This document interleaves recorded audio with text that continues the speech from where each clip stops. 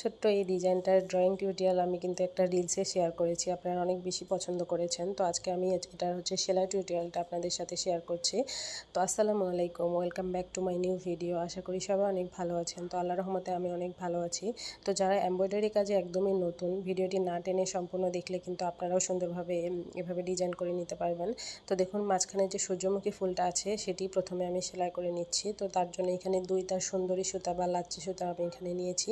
তো যে নামে চেনে, এই সুতাকে সুন্দরী সুতাও বলা হয়, লাচ্ছি সুতাও বলা হয়। তো এখানে আমি 2 তার সুতা নিয়েছি। নেওয়ার পর যে সূর্যমুখী ফুলের যে পাপড়ি বা পাতাটা আছে সেটার মাঝ বরাবর হচ্ছে প্রথমে ফোরটা তুলে এক সাইড প্রথমে আমি এখানে দেখুন কলমের দাগ অনুযায়ী ভরাট করে নিচ্ছি। এক সাইড ভরাট হয়ে যাওয়ার পর অন্য সাইড আবার ভরাট করে নিচ্ছি। তো আপনারা যারা পাপড়ি বা ফুলের যে কোনো পাপড়ি ভরাট করার সময় চেষ্টা করবেন ওইভাবে মাঝ বরাবর ভাগ করে নিয়ে এক সাইড করে করে ভরাট করা। সেই ক্ষেত্রে আপনার দেখবেন ফিনিশিংটা সুন্দর হবে।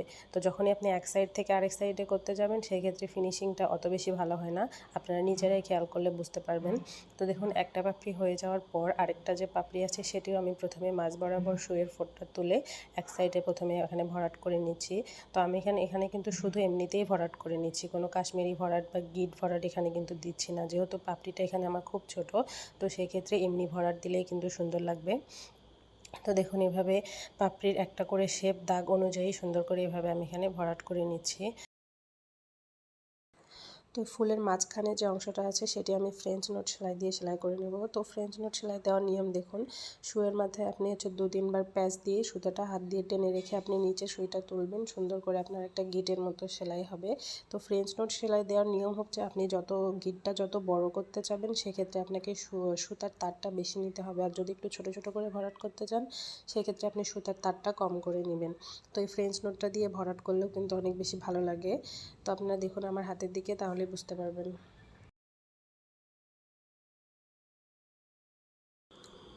তো দেখুন, ফুলের মাঝখানে যে রেণুটা আছে সেটিও কিন্তু আমি এখানে সেলাই করে নিয়েছি। তো এর আশেপাশে দেখুন আমি 3টা পাপড়ি দিয়ে একটা ছোট ফুল করে নিয়েছি। তো সেটা আমি এখানে সাদা সুতা দিয়ে সেলাই করে নিচ্ছি। তো সাদা সুতাও এখানে আমি 2 তার নিয়েছি। 2 তার সুতাগুলো দিলে হয় কি হচ্ছে ডিজাইনটা একটু ফুলো ফুলো হয়ে থাকে, দেখতে ভালো লাগে। তো দেখুন, এখানে আমি নয়নতারা টাইপ একটা হচ্ছে মানে ছোট একটা ফুল এঁকে নিয়েছি, হাফ ফুলও বলা যায়। 3টা শুধু এখানে পাপড়ি দিয়েছি, ফুল হচ্ছে পাপড়িগুলো দিয়ে ফুলটা আঁকি নাই। সে 3টা যে পাপড়িটা আছে সেটাও আমি এখানে সাদা সুতা দিয়ে ভরাট করে নিচ্ছি। তো আমার ভিডিওগুলো আপনাদের কেমন লাগে অবশ্যই কিন্তু কমেন্ট বক্সে জানাবেন। তো ভিডিওর কোনো অংশ যদি আপনাদের বুঝতে অসুবিধা হয় সেটিও কিন্তু আপনারা কমেন্ট বক্সে জানাবেন। তো ছোট এই হাফ ফুলটা করে নেওয়ার পর দেখুন পাতা ডাল সেলাইটা আমি এখানে করে নিচ্ছি। তো পাতা এবং ডাল সেলাই করার জন্য প্রথমে হচ্ছে ডালটা, মাঝখানে যে ডালটা আছে সেটি ডাল সেলাই দিয়ে সেলাই করে নিচ্ছি সবুজ কালার সুতা দিয়ে। তো ডাল সেলাই দেওয়ার নিয়ম হচ্ছে শুয়ের হচ্ছে মাথায় অল্প কিছু কাপড়, মানে অল্প একটু কাপড় নিয়ে বাঁকা বাঁকা করে আপনাকে তুলতে হবে। আপনার হাতের দিকে খেয়াল করুন, তাহলে আপনারা বুঝতে পারবেন। তো এই ডাল সেলাই দিয়ে যে কোনো ডিজাইন কিন্তু অনেক বেশি ফুটে ওঠে, বিশেষ করে লম্বা জাতীয় যে ডাল অথবা যে কোনো হচ্ছে বর্ডার লাইনগুলো কিন্তু এই ডাল সেলাই দিয়ে অনেক বেশি ফুটে ওঠে। তো ডালগুলো হয়ে যাওয়ার পর দেখুন পাতা আমি যে এঁকে নিয়েছি ছোট ছোট করে, সেই পাতার শেপ অনুযায়ী এখানে আমি পাতাগুলোও ভরাট করে নিচ্ছি। তো পাতা ভরাট করার সময় আপনারা খেয়াল করবেন দাগ অনুযায়ী করে নিতে, দাগের বাইরে গেলে কিন্তু আপনার শেপ ভালো হবে না। তো যারা হচ্ছে আর্ট করতে খুব ভালো একটা পারেন না সেক্ষেত্রে আপনারা ছাপ দিয়েও কিন্তু আর্ট করে নিতে পারেন। তো যেহেতু আমি এখানে পাতাগুলো খুব ছোট ছোট দিয়েছি সেক্ষেত্রে আমার হচ্ছে 4 থেকে 5টা হচ্ছে সুই ফোঁট তুললেই কিন্তু হয়ে যাচ্ছে। তো পাতাগুলো চেষ্টা করবেন সমান করতে, তা না হলেও কিন্তু ভালো লাগবে না। তো একই নিয়মে কিন্তু আমি সবগুলো পাতা এখানে ভরাট করে নিচ্ছি।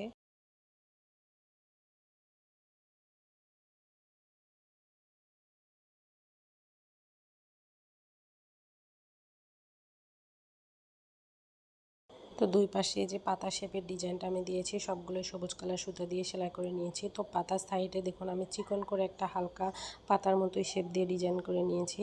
তো সেটি এখানে আমি সেটি পেস্ট কালার সুতা দিয়ে আমি এখানে ভরাট করে নিচ্ছি। তো সম্পূর্ণটাই কিন্তু এখানে ভরাট সেলাই দিয়ে বেশিরভাগ হচ্ছে ডিজাইনগুলো ফুটিয়ে তুলেছি।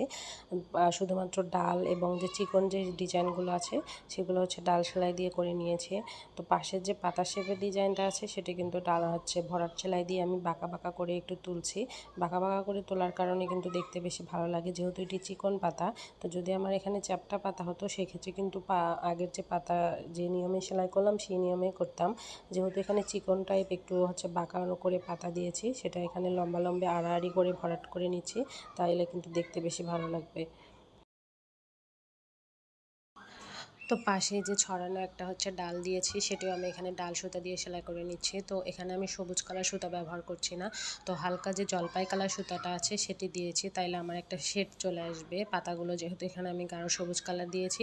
তো ছোট চিকন পাতা টাইপ বা ডাল টাইপ যেটা দিয়েছি সেটাতে এখানে সিদ্ধ জলপাই কালার দিচ্ছি, তাহলে কিন্তু আমার দেখতে বেশি ভালো লাগবে। আপনারা যে কোনো ডিজাইন করার ক্ষেত্রে কালার কম্বিনেশনটা ঠিক রাখবেন, তাহলে যদি আপনার এমব্রয়ডারি করতে একটু কম বেশিও হয় বা অত সুন্দরও না হয়, তাও কিন্তু দেখতে ভালো লাগবে। যারা প্রথম অবস্থায় আছেন, তো কালার কম্বিনেশনটা ঠিক রাখবেন যে কোনো ক্ষেত্রে, তাহলে কিন্তু আপনার দেখতে বেশি ভালো লাগবে।